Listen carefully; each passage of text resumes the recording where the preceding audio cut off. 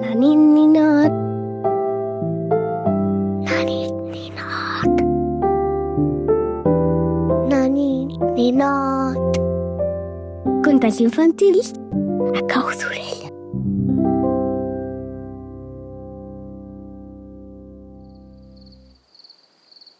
Hola, ninot. Avui et porto un conte que ens arriba des de les muntanyes altes, molt altes, d'un país que està a Amèrica del Sud i que es diu Perú. Aquestes muntanyes tan altes de Perú es diuen els Andes i allà hi pasturen uns animals molt curiosos que es diuen llames i hi ha moltes persones que saben tocar unes flautes que sonen com el vent i d'aquest racó del món ens arriba el conte d'avui que es diu El còndor i la pastoreta. Tapa't bé amb el llençol, estira't ben còmode i escolta atentament, ninot.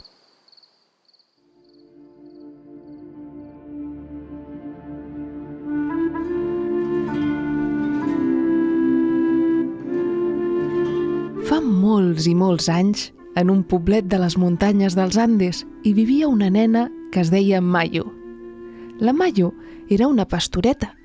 Cada matí sortia amb el seu ramat de llames per fer-les pasturar pels camps verds plens de flors petites i d'herba suau. Era una nena dolça, de galtes rosades, ulls foscos com la nit i un mocador de colors al cap que volava amb el vent.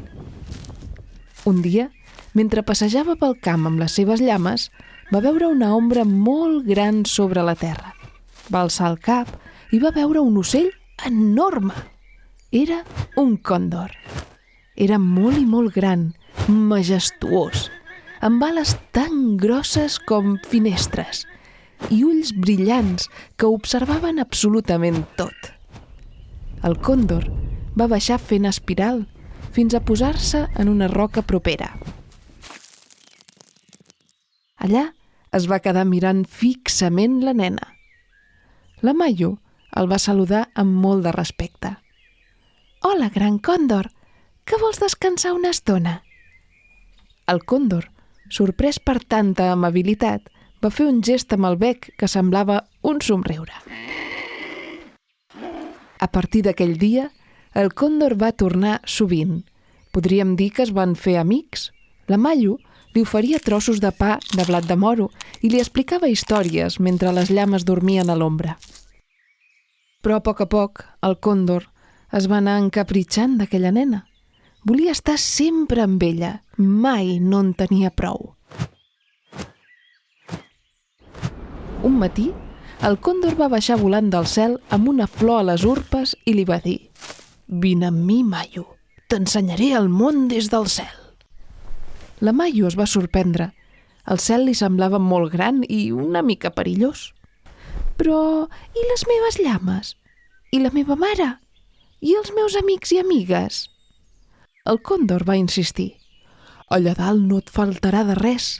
Tindràs fruites dolces, llacs brillants i música de vent cada dia». La Mayo, encuriosida, va acceptar. El còndor la va agafar suaument amb les seves urpes com qui porta un tresor i junts van enlairar-se per sobre les muntanyes.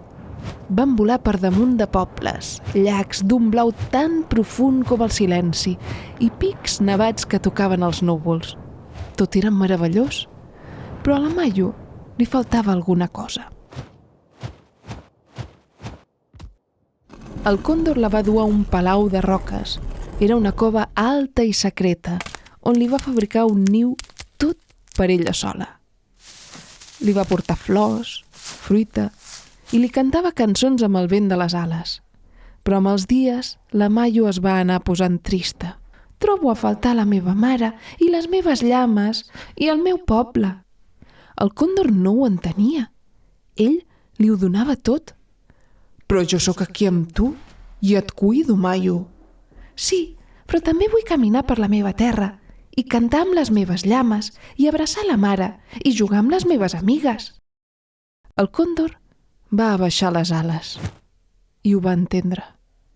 Estimar també és deixar anar. Així que aquella tarda, mentre el sol daurava les muntanyes, la va portar de tornada al poble. va deixar-la suaument sobre la terra i va dir en veu baixa: «Mai t'oblidaré, Mayo». Ella va somriure amb llàgrimes als ulls. «Gràcies per ensenyar-me el cel, però la meva llar és aquí». I el còndor va marxar, va volar alt, molt alt, fins a perdre's darrere els núvols, perquè a vegades estimar vol dir volar junts i després deixar-se anar. Veus, ninot?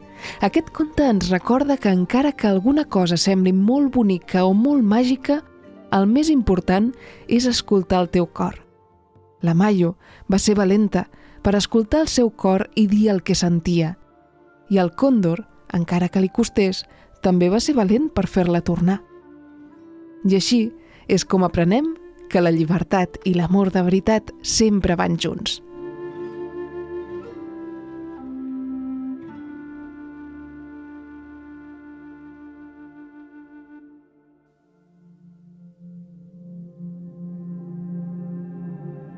I ara, tanca els ulls i deixem que les ales de la calma ens portin a descansar. Imagina que estàs a dalt de tot d'una muntanya molt alta. L'aire és fresquet. El cel és blau. I a la teva vora hi ha un còndor amb les ales esteses. Està preparat per volar. De seguida t'hi pujaràs a sobre. Però abans, inspira pel nas com si estiguessis olorant l'aroma del bosc ple d'arbres verds.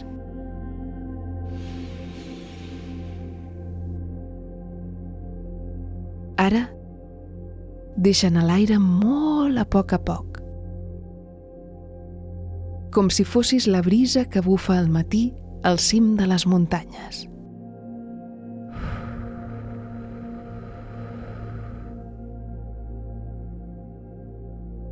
Torna a fer-ho 2 vegades més, però molt suaument.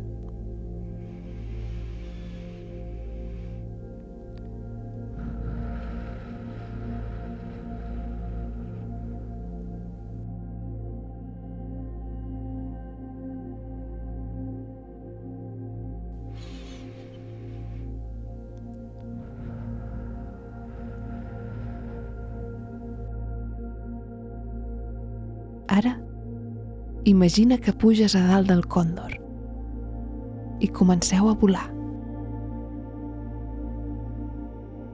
Et porta amb molta cura, com si fossis el seu tresor més preuat.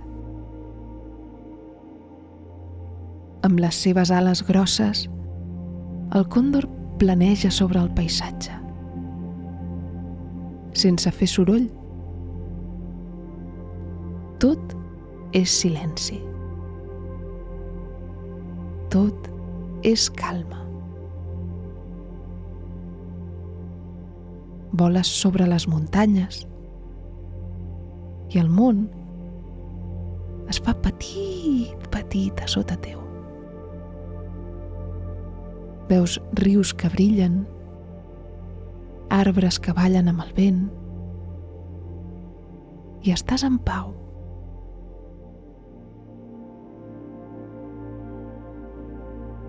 Amb cada respiració, el còndor vola més alt i tu et sents més lleuger.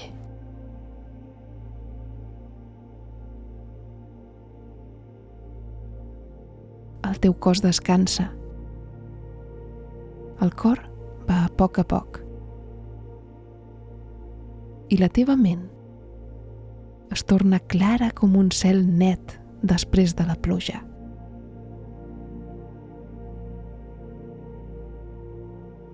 Tot està bé. Tu estàs bé. I és hora de descansar.